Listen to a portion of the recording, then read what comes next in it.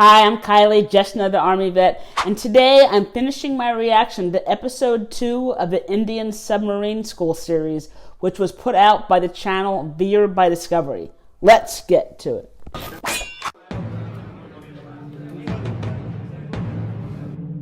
Action stations, torpedo attack, attack team closer. All positions report, target course. Weapon training के बाद अब बारी है अटैक रूम में जाने की। यहाँ एक एक्चुअल अटैक सिचुएशन को दोहराया जा रहा है ताकि ट्रेनीज को इस बात का अंदाजा हो जाए कि जब हमला होता है तो उन्हें क्या करना चाहिए।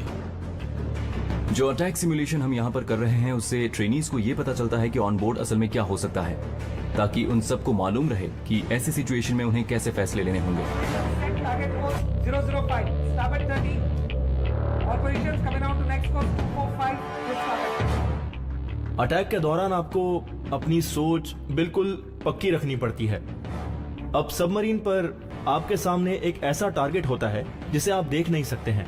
उसके बारे में जितनी भी जानकारी मिलती है वो सोनार से मिलती है, जिससे टारगेट की पोजीशन पता चलती है। बाकी सब कैलकुलेट करना होता है। Target range 60 cables.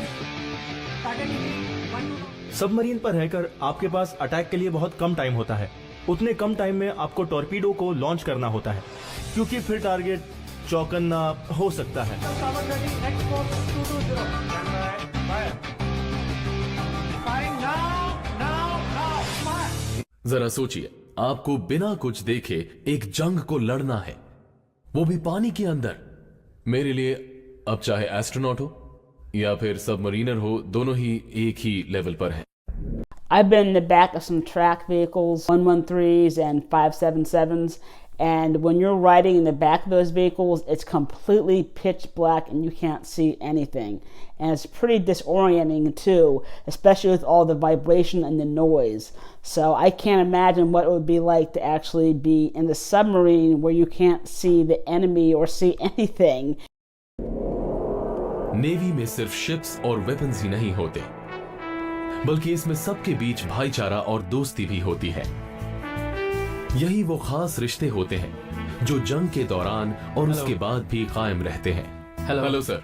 हाय हरमन। हाय हरमन, कैसे हो? Good, how are you sir? Good, nice to meet you. Hi, good evening. Hello sir. Hi guys, लगता है वो कलवरी की कमीशनिंग दिखा रहे हैं, देखते हैं। हाँ, यह सुबह की है, सुबह की फुटेज है। ये क्या है? ये सबमरीन नाम में शामिल की गई लेटेस्ट सबमरीन है, आईएनएस कलवरी। आईएनएस कलवरी। मैंने इसके वाइजैक में बहुत से होर्डिंग्स देखे थे। हाँ राइट, ये वही है। ये एक्चुअली मुंबई में हो रहा है। प्राइम मिनिस्टर ने इसे लॉन्च किया है। सर ये बताइए कि इस सबमरीन में ऐसी क्या खास बात है? कह सकते हैं कि ये पूरे इंडिया की शान है, जो एक गर्व की बात है। ये खास इसलिए है क्योंकि इस सबमरीन में नई टेक्नोलॉजी है और ये सबमरीन काफी बड़ी है। इसका टॉप डेक काफी बड़ा है और ईकेएम के कंपैरिजन में दुगना है, तो बाकी सबमरीन से इसका साइज काफी बड़ा है। तो आप कह रहे हैं कि ये बहुत ज्यादा स्पेशियस है? हाँ, ये बहुत बड़ी है। साथ ही इसमें बेटर इक्विपमेंट, मशीनरी और टेक्नोलॉजी है। और मैंने सुना है कि इसे इंडिया में ही बनाया गया है। ये तो बहुत गर्व की बात है सर। अब एमडीएल डॉकयार्ड भी सेम फ्रेंच टेक्नोलॉजी यूज कर रहा है। इसका ज्यादातर कंस्ट्रक्शन मजगांव डॉक में हुआ है। मैं जानना चाहूंगा सर कि एक ऐसी सबमरीन जिसे इंडिया में बनाया गया है, क्या आपको इसे देखकर बहुत गर्व हो रहा है? हाँ, हम सबके लिए बहुत गर्व की बात है और मजगांव डॉकयार्ड के लिए भी।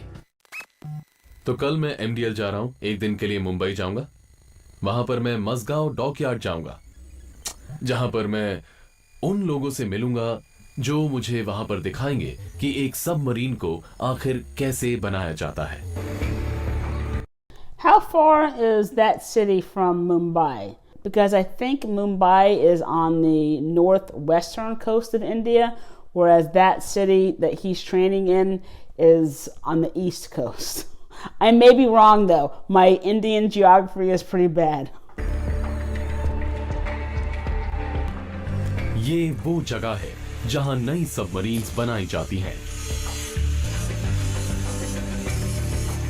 ये जगह कमाल की है। प्लीज जरा कैमरा घुमाओ और हमारे व्यूअर्स को दिखाओ कि ये कितनी बड़ी है। ये जगह बहुत बड़ी है और मैं बहुत छोटा फील कर रहा हूं। तो ये जगह लेटेस्ट शिप बिल्डर्स यार्ड है।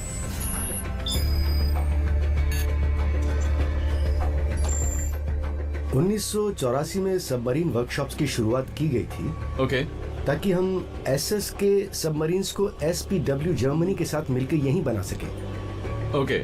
उसके बाद से हम 2 सबमरीन्स बना चुके हैं और मुझे ये कहते हुए बहुत खुशी हो रही है कि जर्मनी तक ने हमारे काम की क्वालिटी को अप्रिशिएट किया है। ये कमाल का है। अब उनके साथ मिलकर हम 6 स्कॉर्पियन सबमरीन्स बना रहे हैं। वाओ। और इनमें से 6 brand new submarine. 6 brand new submarines में लेटेस्ट टेक्नोलॉजी होगी। क्या बात है सर। और इन सबमरीन्स को साइलेंट सबमरीन्स के नाम से जाना जाता है। सर मैं बहुत एक्साइटेड हूँ सबमरीन के अंदर देखने के लिए। कौन से पार्ट्स होते हैं, कौन से सब सेक्शंस होते हैं, अभी देख सकते हैं। आइए मैं आपको दिखा देता हूँ। Yes sir please. I'm assuming these are diesel submarines. Sir हाँ, अभी हम कहाँ पर हैं? अभी हम सेक्शन 1 में हैं। जैसा कि आप देख सकते हैं हमन, ये सबमरीन का हाफ टैंक है और इस पार्ट को हाइड्रोप्लेन बोलते हैं। जब भी सबमरीन पानी के अंदर जाती है और जब वो ऊपर आती है तब उस दौरान वो हाइड्रोप्लेन को यूज करती है। ठीक है, अब हमने सबमरीन का एंड पार्ट देख लिया है। हाँ। लेकिन मैं उस पार्ट को देखने के लिए एक्साइटेड हूँ जहाँ पर टॉर्पीडोज। हाँ, यहाँ वर्कशॉप एबीसी है, वहाँ पर ये काम होता है। ऑलराइट।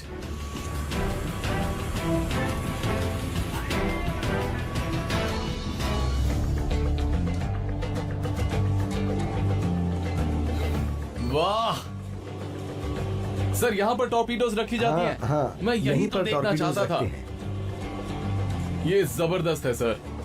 वाह सर, यहाँ पर और कौन से वेपन्स रखे जा सकते हैं?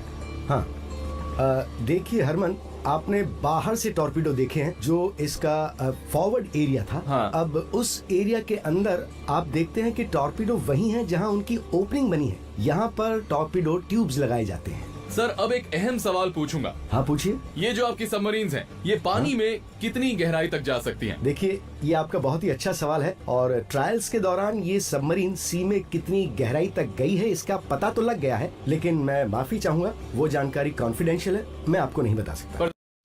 So a typical submarine from the previous episode can dive up to 800 feet or meters. I forget. But I'm guessing that this submarine is more advanced and can probably dive deeper than that.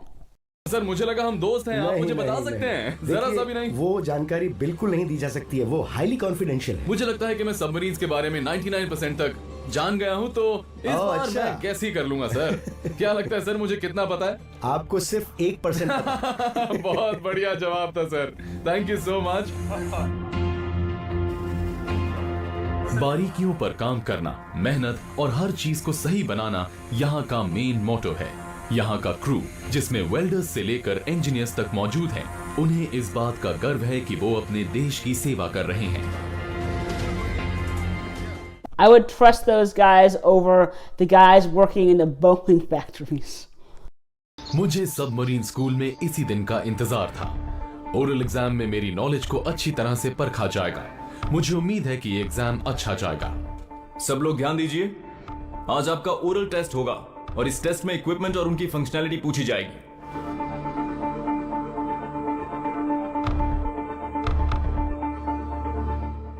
सब तैयार हैं? Yes sir. पहला सवाल है, converters कितने होते हैं और कहां लगे होते हैं श्रेयस? सर 6 तरह के कन्वर्टर होते हैं। मुझे दिखा सकते यस हो? सर। सर ये 2 आफ्ट साइड में होते हैं और 2 400 साइकिल और 60 साइकिल इंजन पर होते हैं और साथ ही 2 400 साइकिल कन्वर्टर्स इंजन पर लगे होते हैं। Okay, very good. अमन, क्या तुम बता सकते हो इन कन्वर्टर्स का क्या काम है? सर कन्वर्टर्स की मदद से हम बैटरी की इलेक्ट्रिकल एनर्जी को ट्रांसफर करके सबमरीन के सिस्टम्स तक वेरी पहुंच जाते गुड, हैं। ऐसा ही होता है। नॉट बैड, गुड, तुमने काफी कुछ सीखा है। ठीक है, तो अब मेरा अगला सवाल ये है, क्या कोई बता सकता है कि ये क्या है? क्या किसी को पता है? Sir yes. सर ये सब जिंक प्रोटेक्टर हैं। ओके, और इनका काम क्या होता है? इससे ट्रंकिंग को कोरोजन से बचाया जाता है सर। Okay, very good. ठीक है, अब अगला सवाल, डीजल इंजन 1 और 2 कहां लगे होते हैं और जनरेटर में किस टाइप का इंजन होता है? ओके सुनील, तुम बताओ। Yes sir. सर ये है डीजल जनरेटर 1 और ये है डीजल इंजन 2, और जो जनरेटर है वो डीजल इंजन के आगे लगे होते हैं। एक यहाँ पर है, दूसरा यहाँ पर है। Very good. अब हमन, क्या तुम बता सकते हो कि आरओ प्लांट कहां पर है और कहां लगे हैं? Generator fresh water generator sir. बिल्कुल सही, वेरी गुड। ओके, आ जाओ।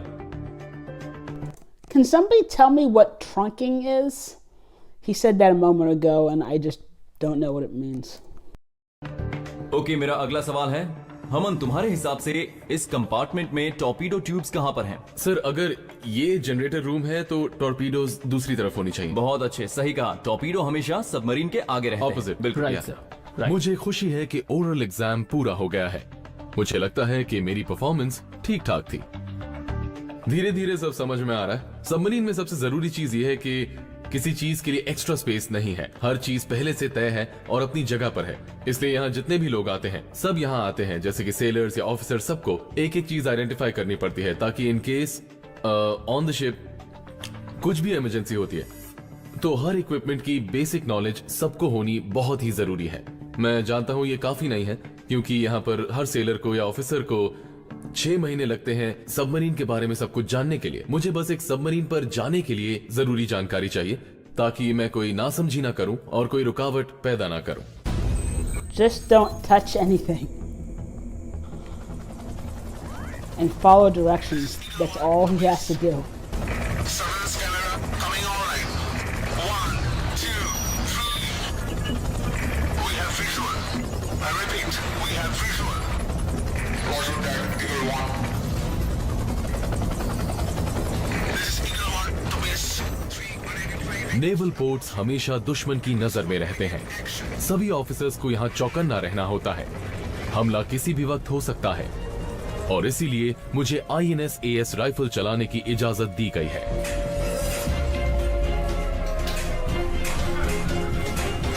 It's also the standard weapon for the Indian Army as well. Or at least it was. They might be trying to replace it, I'm not sure.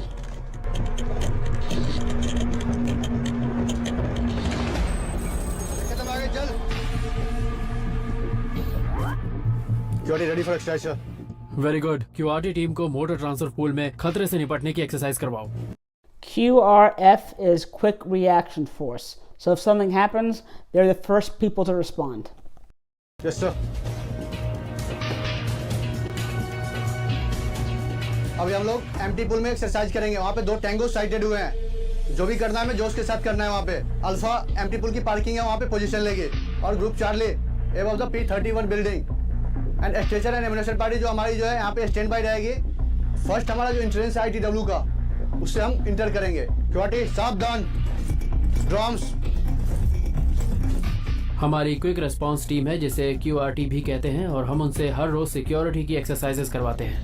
Group alpha Also called QRF. मैंने QR team को motor transfer pool यानी empty pool को check करने की exercise दी है कि वहाँ शायद कुछ घुसपैठिए हो सकते हैं। अब मैं जाकर देखूंगा कि मेरी टीम ने उस एरिया को कैसे सिक्योर किया है।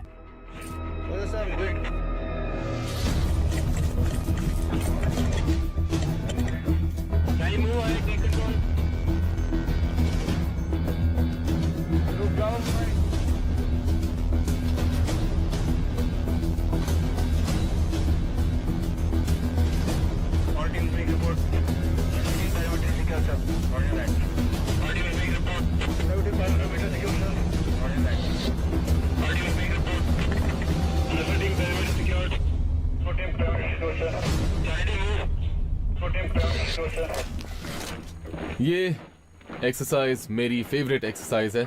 मुझे लगा था बहुत पढ़ाई वढ़ाई करवाएंगे इंजन्स वगैरह की, पर जैसा आप देख सकते हैं आर्मी के बच्चे के पास एक गन आ गई और वो बहुत खुश है। और अभी जो हमने किया वो एक क्विक रिएक्शन टीम एक्सरसाइज थी। अगर कभी भी हम पर कोई टेररिस्ट हमला हो जाता है तो, या फिर हमारे कैंप में कोई घुसपैठिया आ जाता है तो कुछ ही सेकंड्स में क्विक रिएक्शन टीम रिस्पॉन्ड करती है, जैसा अभी हमने इस ड्रिल में किया था। और सच बताऊं तो मुझे इसकी आवाज बहुत पसंद है। I love this exercise.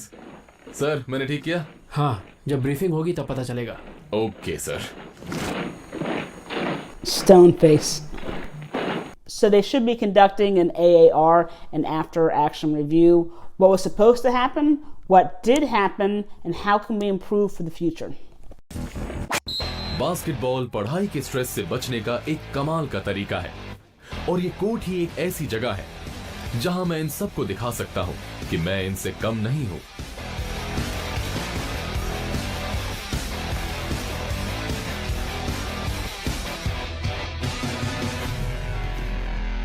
Cantonment में रहने का यही मजा है।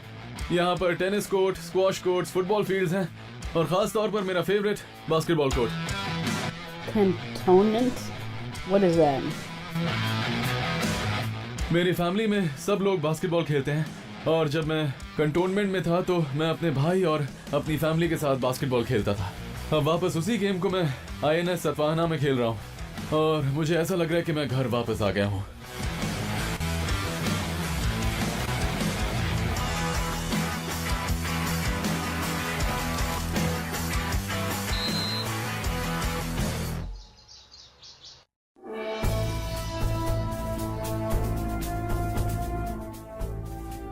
जय हिंद सर। जय हिंद। प्लीज आइए। Good evening sir. सर ये है हरमन सिंघा। आ जाओ, बैठो हरमन, बैठो Shreyas, have a seat.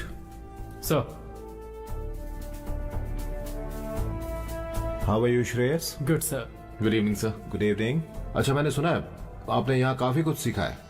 Yes हाँ? सर। पिछले कुछ दिनों में। Yes sir.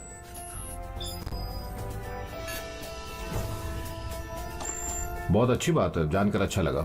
यहाँ कैसा लग रहा है आपको? जब से मैं यहाँ पर आया हूँ मेरे लिए ये एक बिल्कुल नया एक्सपीरियंस है। हर बार मुझे लगा कि मैं शायद ये नहीं कर पाऊंगा। मैं खुद को पुश करता रहा और मुझे बहुत अच्छा लगा।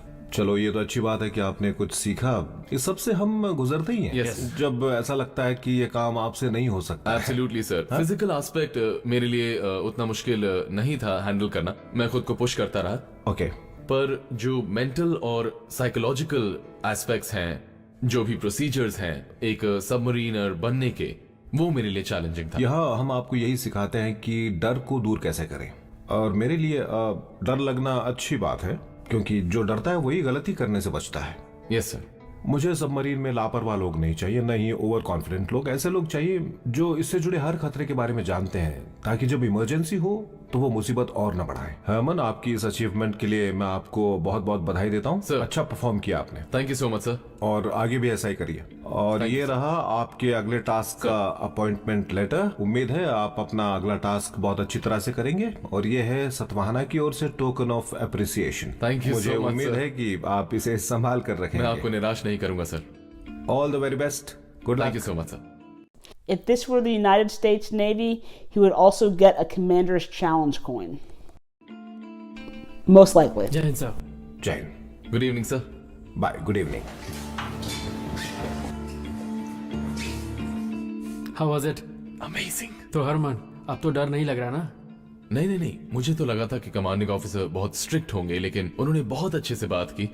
या लेकिन उससे ज्यादा जरूरी है ये देखो, ऐसा लगता है मैं सबमरीन स्कूल में पास हो गया हूँ और मुझे ये टोकन भी दिया गया है INS सतवाहना की ओर से।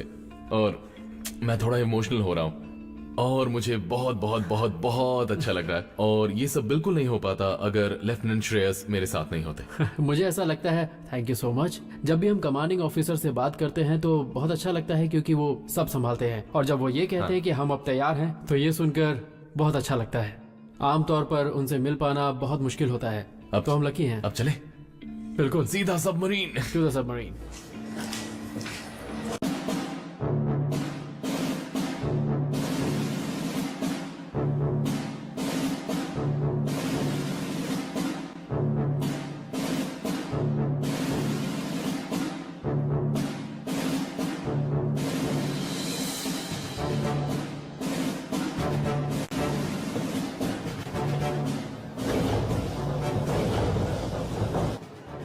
यहाँ रहकर कैसा लगा Harman? Very good sir. Escape कैसा लगा? शुरुआत में थोड़ा डर लगा था सर, फिर जैसे ही मैं टॉर्पीडो ट्यूब में गया 5 सेकंड में ऊपर आ गया। मैंने खुद को संभाला और फिर अंदर गया। लेफ्टिनेंट श्रेयस ने मेरी काफी मदद की थी सर। तुमने 9 मीटर तक क्रॉल किया? Yes sir. Let's eat.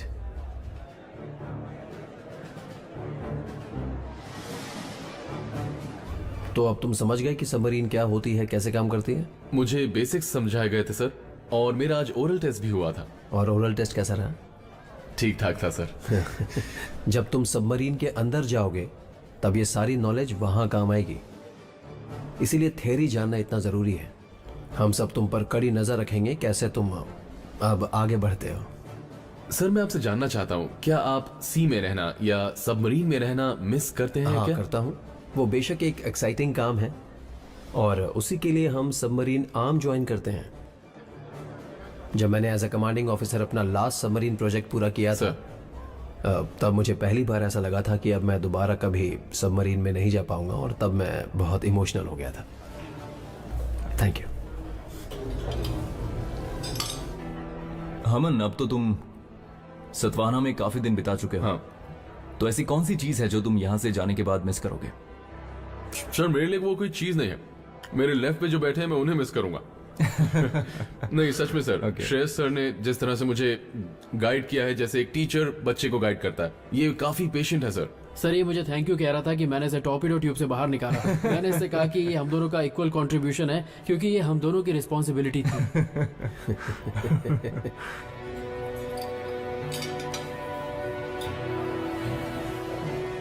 Thank you gentleman, मिलकर अच्छा लगा। Thank you so Harman, much, sir.